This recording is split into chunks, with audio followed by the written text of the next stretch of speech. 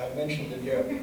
As I told the congregants of the Human Rights and Holocaust Education talk I gave at University Baptist Church, I think it was in 2012, he's lucky he isn't a Roman Catholic priest or father or whatever. You wonder why?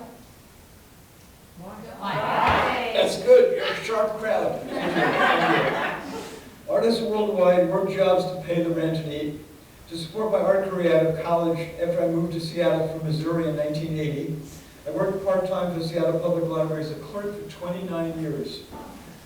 In 2002, I was working at the Douglas Truth Library branch, over by 23rd and Yesler, and one day a new staffer began work just out of college, Doug Sims.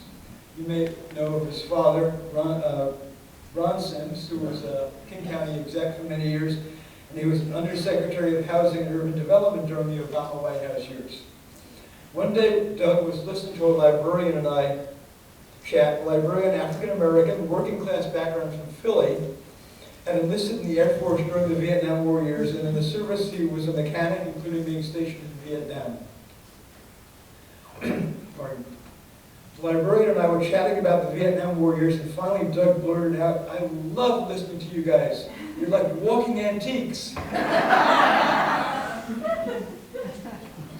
Brooke needs to, my Lord needs to come back here to hear the last sentence here. I'm coming. I promised water.